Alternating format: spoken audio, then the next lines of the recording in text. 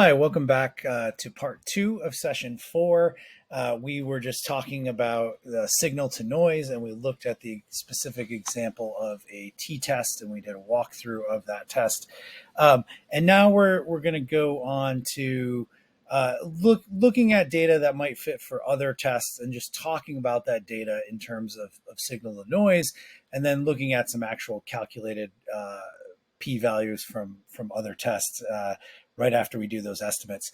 Now, one word that I want to say, if you've had a more traditional stats class before, there might have been a big deal made about different statistical assumptions, and they are very important in the what when a test is appropriate to be used. Its type of data is sort of the main thing that determines the type of statistical test, but it also needs to meet specific assumptions in order to work and be reliable. I am intentionally not diving deep into those assumptions. And there's sort of two reasons for that. One, I think sometimes understanding can be sacrificed by going into the details of those assumptions in an intro course. And because this is an intro course made for specifically for non-specialists, I'm trying to distill it down to what are the important takeaway messages for understanding data, communicating with data, being a good audience of data. And so I'm sort of glossing over those assumptions. With the t-test in particular, there's the assumption that the data are normally distributed. There's also the assumption of equal variance across the two groups. But we're kind of glossing over that, and we're just kind of living in a world where these tests do meet those assumptions. And we're talking a little bit more about how statistical tests work in general. Just wanted to acknowledge, if you want to read deeper on the assumptions, there's just a myriad of good resources out there. But for our purposes, we really want to talk about more, what does a statistical test do in general? What are the kinds of hypotheses that they test? So let's take a look at some other kinds of data. So we did our walkthrough of a t-test. We did the interactive analysis to look at that. And now we're going to look at some graphs, and we're going to try to make visual estimates of statistical significance like we did in the beginning of that interactive analysis with the t-test. So I'm going to give you another 2-point comparison, and just kind of, we're going to do an eyeball test here. If these were your data, on X, we have group 1, we have group 2. All the green dots represent our different data points. And we're looking at some numeric variable Y. Do we think the average variable or the average value of Y is meaningfully different between these two groups? So just take a second to try to, put an estimate on that. You can see the mean for one group, group 2, looks like it's just underneath 160. The mean for group 1 looks like it's somewhere around 162. You see quite a bit of overlap in those. So just giving you time to form your impression. And now we'll look and see the probability of getting a difference in means like this with this kind of sample and this amount of variation is 0.23. So roughly a 23% chance of getting a difference in means like these, if in fact the groups are different. So just sort of randomly. And now I want to note that's really far from statistical significance in this case, right? That's almost a quarter of the time you're going to get this result at random, if in fact there is no difference between group 1 and group 2. And science in general is very conservative, and I think that that's evidenced in part by the threshold for statistical significance being a p of 0.05. It's a very low chance of getting results of less than a 0.05 due to random chance. When you see a p-value of less than 0.05, that's fairly conservative. Now, at the same time, it's not just strictly ironclad, right? 0.05 is still about a 1 in 20 chance. So it's not impossible to get a p-value of less than 0.05 due to random chance alone. And the way that you treat a p-value should depend on what size sample do you have, and also what claim are you trying to make, right? If you're trying to make an extraordinary claim, then you're going to need extraordinary evidence, and so you'll need a larger sample. You might need repeated experiments. All of that comes into account when looking at a p-value. So let's look at another example. Now this is a little bit tougher to do the eyeball test. So do you think the average value is meaningfully different between these two groups? And we have a lot of data here. It almost in the dot plot like this, it's hard to really see the full distributions, right? So let's look at this another way while we're trying to think about our impression of, do these look meaningfully different from one another? And we'll look at the data this way. So these are female and male. These are, by the way, data from hatchling brown anole lizards that I used to work with. And we can see the body length in millimeters pictured above the two distributions. So you see the blue histogram and the blue curve fit to it, and the red histogram and the red curve fit to it. And above there, you can see the little mean for females in red and 95% confidence interval, and the mean for males in blue and the 95% confidence interval.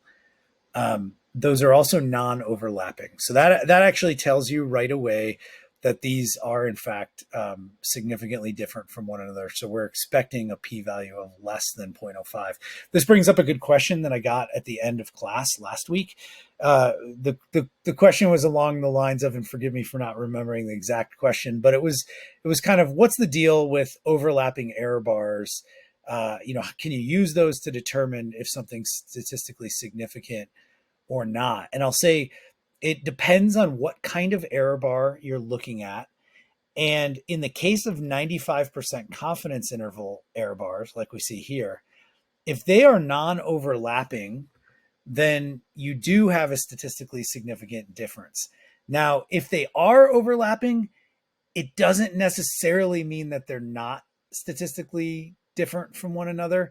It's pretty likely that they are not, but it's not ironclad. It depends on the sample size, and it can be especially tricky with really small samples. So that's just something to keep in mind, that error bars aren't magic.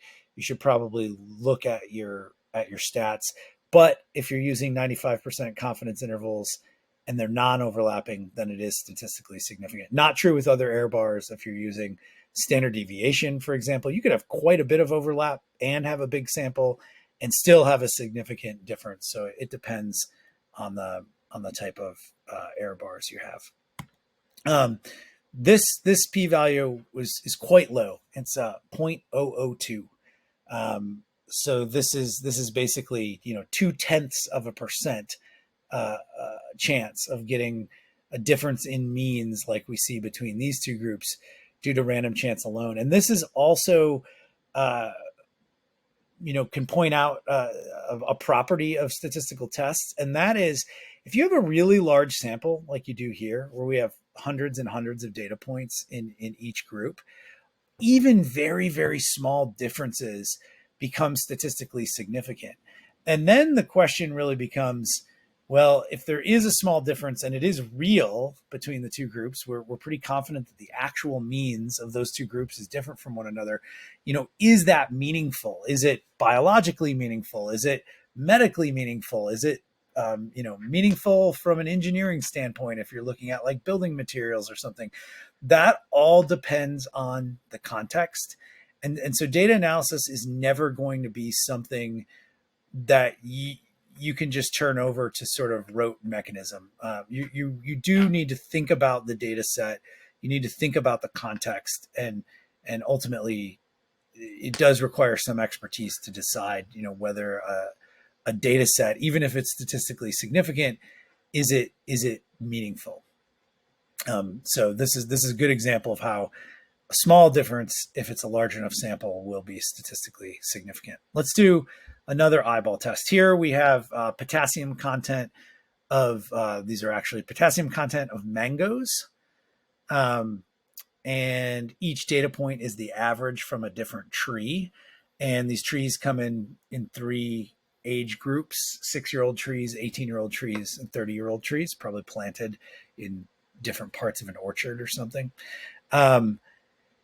Do you think the average value is meaningfully different across these 3 groups? And another way you might think about this is, does it look like tree age has a significant effect, or tree age group has a significant effect on potassium content? So give you a second to think about that. You can see it looks like 2 of them, 18-year-old trees, 30-year-old trees, they look really similar. 6-year-old trees are down quite a bit lower, where their mean potassium content is, right? And so this is a P of less than 0.01. So this is a highly significant difference here, where we can see, and this is really driven by the difference between the 6-year-old trees and both the other groups. This would be an ANOVA test that would be used in this situation, analysis of variance. But again, the signal is the difference between means, and the noise is the spread of the data around those means. In the analysis of variance, the noise is specifically, if you kind of look at the spread of the data from the highest point in the highest group to the lowest point in the lowest group, that's sort of looking at the total amount of variation across all 3 groups. And we can look at the variation within groups, so the variation around the means for each of those groups. And we can see that the sort of between group variance is quite large, even relative to the variation around the means. So now we're looking at another data set. We're looking at all of these points over time on the x-axis, and we can see this measurement variable on y. This is actually date of first flowering. And again, to think about what is the statistical test with this kind of data doing, it's a linear regression, and we're thinking about, is the slope of this line significantly different from 0 given the variation we see? We have a lot of data here, but I'll let you think about how you view that. But the probability of getting a slope like this, which is subtle, but there is a slope there, it's a 0.18. So this is an 18% chance. You're pretty close to that 1 in 5 chance of getting a result like this due to random chance alone. So scientifically, we would not conclude that this slope is significantly different from 0 in this case. What about this one? So do you think the slope of this line is significantly different from 0? And I'm going to guess, and again, it doesn't matter if you're right or wrong, but I think to most of us, this eyeball test would look like, yeah, that's a real slope. There is some noise around that line of best fit, right? Those dots are spread out above and below, but overall, that definitely looks like an upward trend. So that's, again, quite a low probability, less than 0.01. What about this one? This one's a little harder. One thing here too, kind of have these discrete data. You can see it looks like there's data points at 6, 8, 9, 10, 11, 12, 13, but there's no kind of continuous decimal values there. We also have, a fair amount of data, but if you take away that line of best fit, it's hard to see a real trend with your eyes there. But again, if you're asking yourself, do you think the slope of this line is significantly different from 0? And I'll admit, this is one situation where I think the eyeball test becomes harder with regression data sometimes, and especially when you don't have a good continuous variable there. When I look at this, I'm not sure that I would have guessed this p-value is as low as it is. But again, this is also another less than 0.01 p-value. So even though this trend is kind of subtle and there's a lot of noise there, it's still significantly different from zero. Now, remember, when we're looking at regression scatter plot type of data, we're testing whether the slope is significantly different from zero. But there's kind of two properties that we're looking at. We're looking at the slope one, and that's the sort of nature of the relationship. As I increase x, y increases, a certain number of units. But there's also that parameter of r squared, which is telling you, what percentage of y is explained by x. And so in this case, I think the r squared value is relatively low, but we have a lot of data, so the slope is still significantly different from zero. And now we'll do this eyeball test with some categorical data. And I intentionally kind of went to this last because I think categorical data is sometimes a little harder to get a feel for with the eyeball test. If you took away the number of observations that are displayed on Y there, that makes it almost impossible to interpret.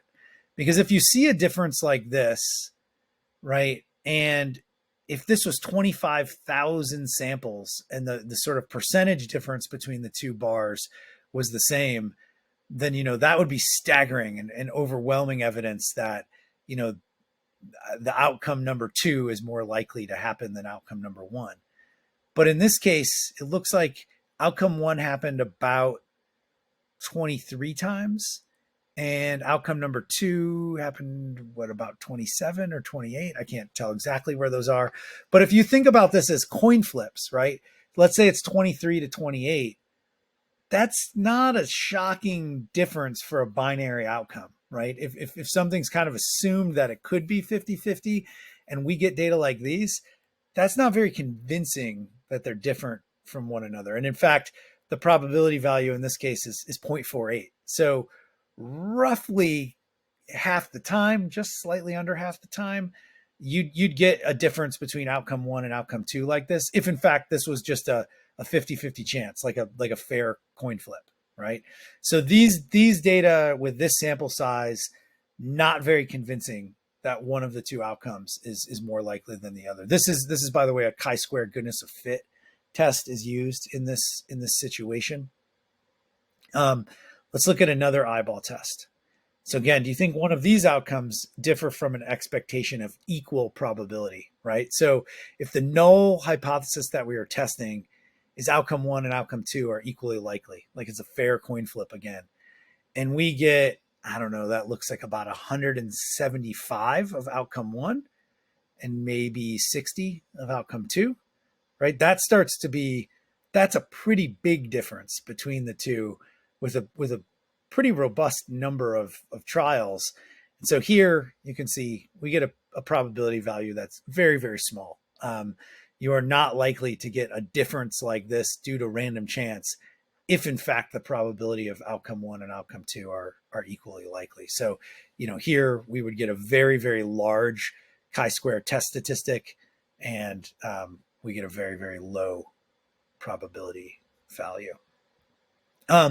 So again, this guiding concept, thinking about signal to noise, and I think again, signal to noise in the chi-square is a little sort of less obvious because you don't really have noise in the same way around some measured value. But thinking about signal to noise across your t-test, across your linear regression, across your ANOVA, really across any statistical test, I think that can be very helpful to think about what a probability value actually means, and to also think about what a statistical test is doing. And if you get a statistical result that is just completely shocking based on your eyeball test, then you're going to want to go back and kind of check everything again, because your eyeball test does in fact mean something if you have kind of a baseline understanding of how the data were collected and the properties of randomness that govern your sampling. So last week We looked at how, questions lead to graphs, and we talked about this graph choice chart. And I think I even showed a slide like this really briefly. But again, just want to reiterate that, what statistical test you're choosing, it's not magic. It's determined by the data types that you have. Are you dealing with categories? Are you dealing with numbers? And it's determined by your question. Proportions questions are very often lead to these chi-square statistical tests. Change over time questions can lead to like a linear regression, or even something like a repeated measures ANOVA, which is not one that we talked about. Variability or shape of the data. These are your various tests of normality, like a D'Agostino-Pearson or a Shapiro-Wilks test. Comparing groups. These are things that we've been dealing with a lot, like the t-test or the ANOVA, even the two-way ANOVA.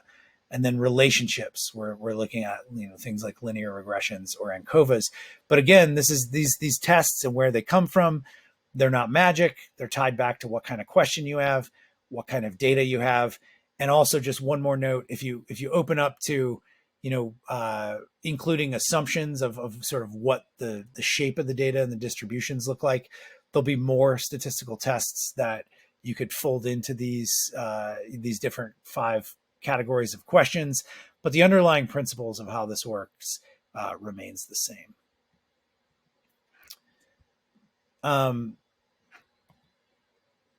I also want to point out that when you run the graph-driven test within Data Classroom U, you'll get this table that pops up, and it talks about the situational fit for 10 very common statistical tests. So you can see, like the t-test, there's this little symbol for normality, so it's assuming normality. It's categorical with exactly 2 values, and you're comparing a numeric on Y. That will run your t-test. Pointing out Mann-Whitney U is the equivalent for a non-parametric t-test. So if your data are not normally distributed, you can often use a Mann-Whitney U in that situation. And again, ANOVA is again the comparing groups test for more than 2 groups, and Kruskal-Wallis is the non-parametric equivalent. So if you do not have normally distributed data, you can use that Kruskal-Wallis test. So this table, again, when you look at this, it's explaining a bit about when to use these different stats tests, and you can use this as kind of a shorthand reference for the situational fit of those statistical tests. So now I'm going to set you up to work on a practice data set before we come back together in our next in-person session. If you go to the Data Classroom U resource library and look up a data set called Guess the Weight of This Dog, The Wisdom of the Crowd, and complete the activity. That is your practice for this week. Specifically, I want you to run a statistical test in conjunction with question number 6. Tell me which test you ran and why. How large was the signal, and what contributed to the observed noise? What were the factors that you think were responsible for that noise that you saw in the test? So work through that on your own time, and then we'll start out our next in-person session by going over that exercise. And with that, I'll say, if you have any questions, you can reach me at aaron@dataclassroom.com. Happy to correspond with you over the week. If you've got a question or run into any issues, let me know, and we can discuss. I look forward to seeing you all in person at our next session. Take care.